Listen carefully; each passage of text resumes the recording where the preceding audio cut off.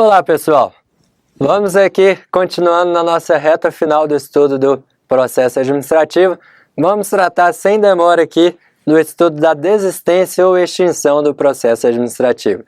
Já verificamos aí as principais fases, ainda falta a gente ver um pouco aí de recurso e de revisão, mas vamos tratar aqui de como é que o interessado pode desistir de um processo administrativo. O interessado fez um pedido perante a administração e lá na frente ele desistiu desse pedido. Ele pode desistir do processo? Pode sim, meus caros, desde que em petição escrita. Ele não pode desistir do processo só verbalmente. A desistência tem que ser por escrito. Professor, e se a administração verificar que aquele processo é de interesse público e não só do administrado, não só do interessado, e quiser continuar com esse processo administrativo, ela pode? Pode sim, meus caros. A administração busca o interesse público, busca a verdade real, e se ela entender que o processo é de relevante interesse público, ela pode ignorar o pedido de desistência do interessado e continuar ela mesma de ofício aí, impulsionando esse processo para chegar a uma decisão final.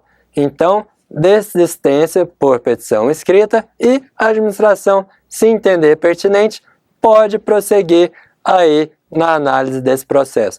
A desistência, meus caros, ela pode ser tanto do pedido integral como desistência parcial. Se, por exemplo, um servidor faz um pedido para receber umas parcelas atrasadas e a administração reconhece que ele tem direito de receber essa parcela, só que ele fez o pedido tanto de receber os atrasados, tanto de receber com juros e fez o pedido também para começar a receber aquela parcela no seu contra-cheque a partir daquele momento. Então ela fez o pedido para receber o atrasado, receber os juros e receber daqui para frente. A administração vem para ele e fala no ouvido dele, ó, se você desistir de receber os atrasados, você vai receber mais depressa. Você já vai começar a ter implementado no seu contra-cheque a partir do mês que vem essa parcela. Aí ele vem e desiste dos dois pedidos, de receber o atrasado e de receber os juros. É possível desistência parcial, professor? É sim, inteiramente possível a desistência parcial. A desistência está prevista aqui no artigo 51 da Lei 9784. O interessado poderá, mediante manifestação escrita, desistir total ou parcialmente do pedido formulado ou ainda renunciar a direitos disponíveis. Qual que é a diferença entre desistir e renunciar, professor? Desistir, o interessado, ele desiste daquele pedido, desiste daquela formalidade, daquele processo específico. Agora, se ele renuncia o próprio direito. Ele não vai poder ir atrás desse direito nem nesse processo administrativo, nem num outro processo administrativo, nem mesmo na justiça. Se ele renunciou ao direito, ele retira aquele direito que ele achou que ele tinha de dentro dele e joga ele no lixo. Nunca mais ele vai ver aquele direito, ele renunciou. Agora, se ele desiste do processo e o processo se acaba ali. Se ele amanhã der na telha dele de cobrar aquele direito de novo, ele pode fazer um novo pedido. A desistência não impede que o interessado promova um novo pedido, tanto na seara administrativa quanto na seara individual. Parágrafo 1º do artigo 51. Se houver vários interessados, a desistência ou renúncia atinge somente a quem a formulou.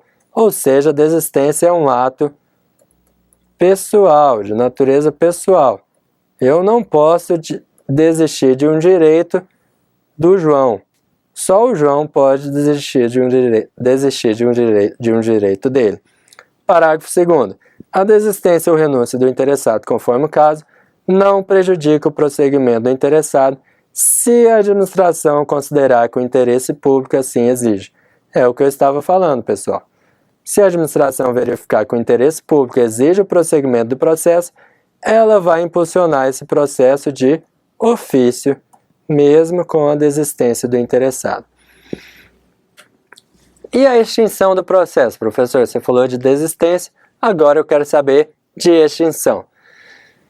Meus caros, se o processo já cumpriu sua finalidade, por exemplo, se eu fiz um pedido apenas de implemente no meu contra-cheque a partir do mês que vem o adicional de periculosidade. Aí vem a administração, baixa uma portaria, a partir do mês que vem eu vou pagar adicional de periculosidade para todo mundo que trabalha naquele setor. E eu sou um deles. O processo já exauriu a finalidade. O único pedido do meu processo é receber o adicional de periculosidade. Então, para que esse processo vai continuar tramitando? Não tem porquê. Esse processo vai ser extinto porque exaurida a sua finalidade. O processo vai ser extinto também quando aquele ato que está sendo requerido no processo se tornar impossível, inútil ou prejudicado por um fato superveniente. Então, se o processo exauriu sua finalidade ou se o pedido foi superado, foi declarado inútil, aí o processo se extingue, é a redação do artigo 52. O órgão competente poderá declarar extinto o processo quando exaurida a sua finalidade ou o objeto da decisão se tornar impossível, inútil ou prejudicado por fato superveniente. Aqui a administração vem e extingue o processo independentemente de pedido do interessado. Ela acaba com o processo independentemente de pedido do interessado, porque o processo já exauriu sua finalidade ou se tornou impossível, inútil ou superado, prejudicado por fato superveniente. Com esses breves detalhes aqui, a gente já pode fazer uma questão aqui sobre essa matéria, desistência ou extinção. Olha aqui o que já caiu sobre isso. Eu confesso a você, meus caros, aqui o que é muito importante eu falo, mas o que quase não cai eu também falo. E desistência e extinção é um tema que quase não vem em concursos públicos. Por isso que eu falei rapidamente sobre eles. Julgue o item a seguir. O interessado pode renunciar ao processo administrativo ou dele desistir. Nesses casos, a administração poderá dar prosseguimento ao feito caso considere que o interesse público assim exige. Falei isso aqui para você. Se o interessado desiste do processo, a administração pode prosseguir com ele se o interesse público assim o exigir. Questão correta. Pessoal, essa questão ficaria mais correta ainda se a renúncia aqui fosse não do processo, mas do direito. A gente não renuncia ao processo, a gente renuncia ao direito. E aí a gente desiste do processo. É por isso que aqui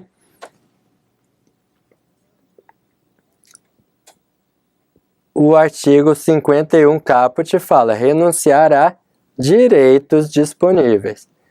Então, o gabarito dessa questão aqui é correto, mas o examinador deu uma escorregada aqui. A gente renuncia a direito.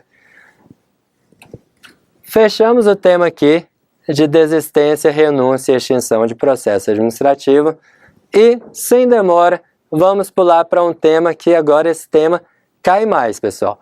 Cai mais porque é o tema anulação, revogação e convalidação de atos administrativos. Professor, esse tema não é específico da matéria atos administrativos? Não, pessoal. É um tema, sim, da matéria atos administrativos, mas a gente tem que tratar dele aqui na Lei 9784, porque a Lei 9784 regulamenta esse tema a partir do artigo 53, meus caros. Então, a gente tem que tratar aqui da anulação, revogação e convalidação dos atos administrativos, porque a Lei 9784 trata desse tema. Professor, esse assunto cai? Acredito que você perguntou isso. Esse assunto é o que mais cai dentro de toda a matéria do direito administrativo. A anulação, teoria das nulidades do ato administrativo, é o tema que mais cai de toda a matéria de direito administrativo em qualquer concurso público. São acho 4 temas que mais caem. Poder de polícia, teoria das nulidades do ato administrativo, que é isso aqui que a gente vai ver, direito do servidor público e licitações. A grande vantagem desse tema aqui é que ele é curtinho. Nós vamos resumir ele aqui rapidamente em 10 minutos de aula. A gente pode aprofundar nesse tema no estudo do ato administrativo. Agora, por que esse tema cai muito? Mesma coisa que eu falei lá atrás de motivação. É um tema que está afeto ao estudo de poderes da administração. Por quê? Porque aqui a gente vai ver o poder de autotutela, que é o poder da própria administração de regularizar os seus atos, de declarar nulos os seus próprios atos.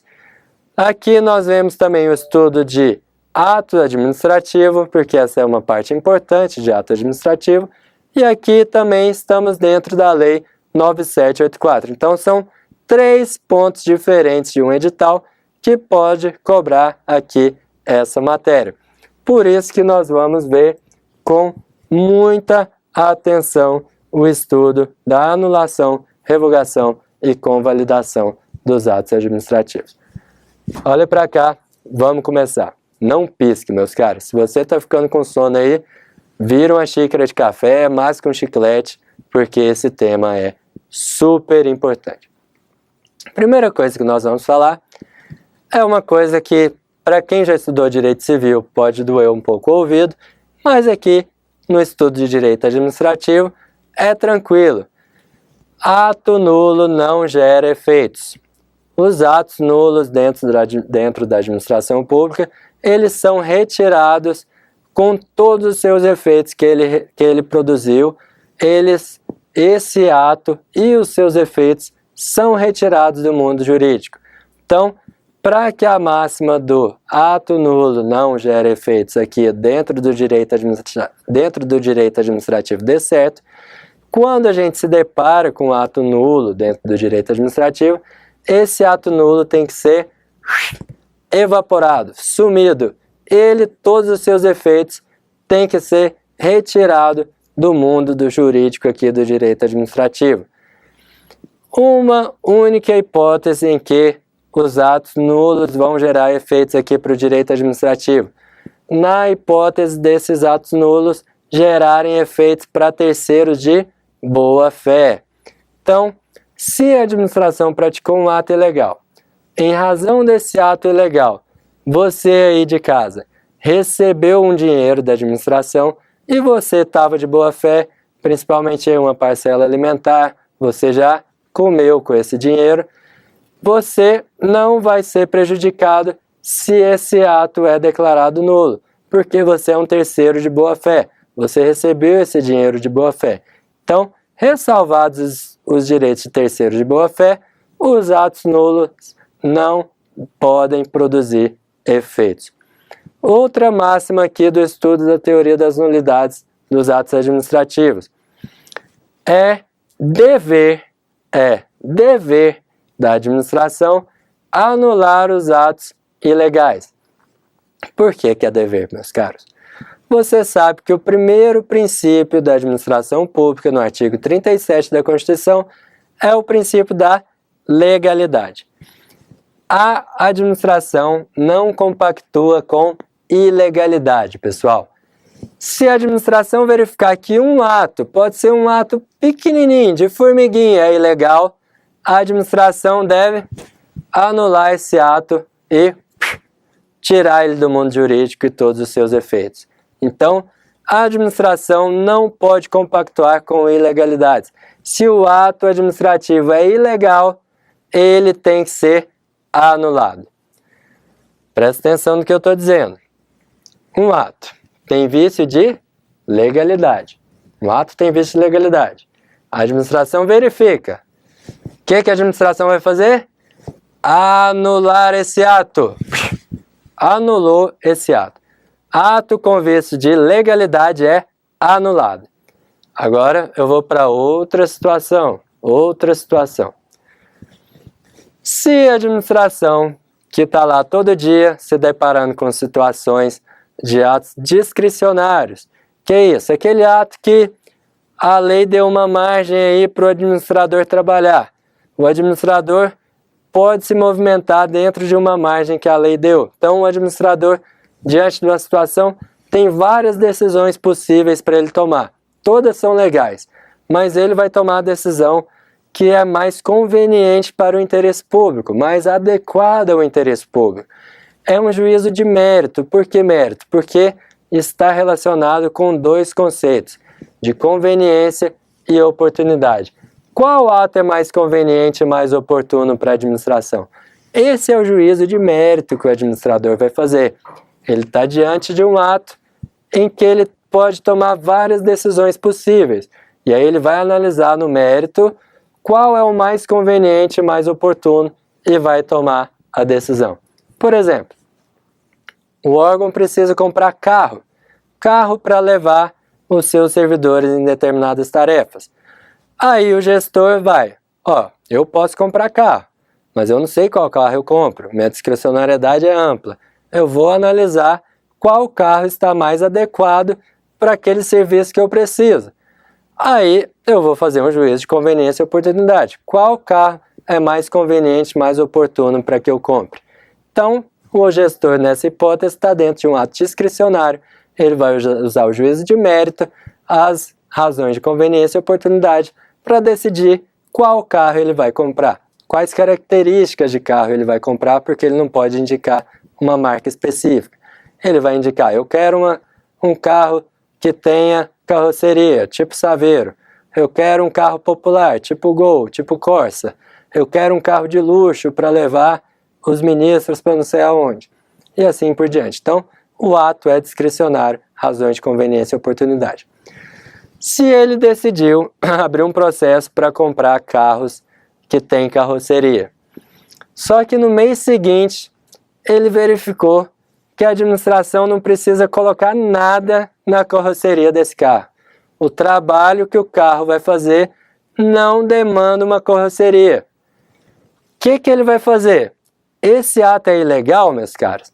Não, não é ilegal. Ele é inconveniente e inoportuno. Então, o que ele vai fazer diante de um ato inconveniente e inoportuno? Ele vai anular? Não, não vai anular não, porque não é vício de legalidade. Calma, muita calma nessa hora. Ele não vai anular esse ato porque não é vício de legalidade. O ato não é ilegal.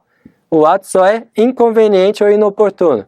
Então, o que ele vai fazer com esse ato? Ele vai revogar. Revogar. 3 sílabas, ó. Revogar. Então, se um ato é inconveniente ou inoportuno, ele vai ser revogado. Se um ato é ilegal, ele vai ser anulado. Então, ato ilegal, anulado. Ato inconveniente ou inoportuno é revogado. Então, ilegal, anulado, inconveniente ou inoportuno é revogado. Tranquilo por aí? Vamos avançar um pouquinho mais. Então, um ato ilegal, ele é anulado, ele não pode gerar efeitos, tem que ser extirpado do mundo jurídico o ato e todos os seus efeitos. Então, a anulação de um ato ilegal opera-se com efeitos ex tunc. O que é isso, professor? Efeito ex tunc nada mais é do que efeitos retroativos. Você vai anular um ato ilegal com efeitos retroativos. Por quê? Porque a administração não compactua com ilegalidades. E se o ato tem que ser extirpado do mundo jurídico junto com todos os efeitos pretéritos lá, ó, pretéritos também são retirados do mundo jurídico. Tirou tudo do mundo jurídico. Então, ex tunc é isso. Os efeitos pretéritos tira tudo do mundo jurídico. Efeitos ex tunc. Agora, os atos que são revogados são os inconvenientes e os inoportunos. E essa revogação se opera com efeitos ex nunc. Nunc de nunca que retroage os efeitos dessa revogação. Então, não retroage por quê? Porque aqui a gente não está diante de um vício de legalidade. Era um ato meramente inconveniente ou inoportuno. A sua revogação vai se operar daqui para frente, nunca que retroage. Então, tranquilo. Anulação está relacionada à ilegalidade e opera efeitos ex tunc. Revogação está relacionada à inconveniência e inoportunidade e opera efeitos ex nunc.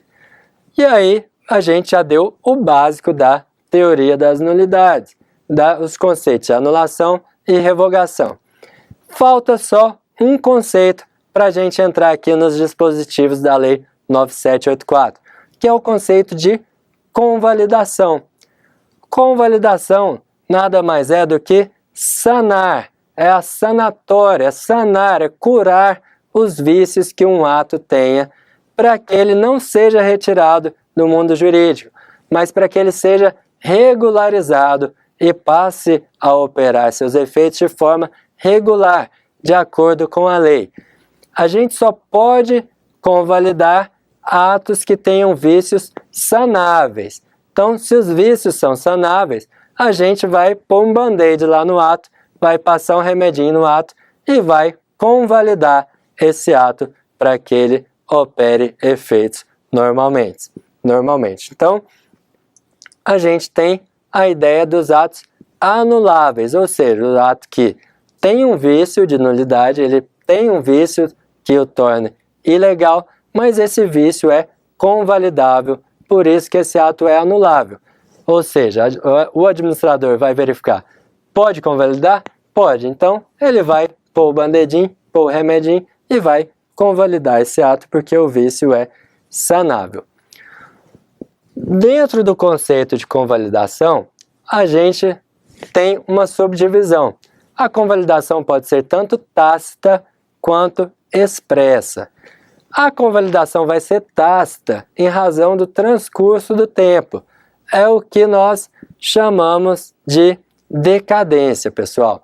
A decadência ela vai promover uma convalidação tácita. Por que tácita? Porque o administrador que teria que convalidar esse ato que tem vício sanável não convalidou, ficou calado e aí se passaram 5 anos da prática do ato e ninguém fez nada. Como ninguém fez nada, decaiu o direito da administração de sanar aquele ato. E aquele ato fica sanado, decaiu o direito da administração de anular aquele ato, decaiu o direito da administração de anular aquele ato, e como a administração não anulou, não retirou aquele ato do direito do mundo jurídico no prazo de 5 anos, decaiu o seu direito de anular o ato.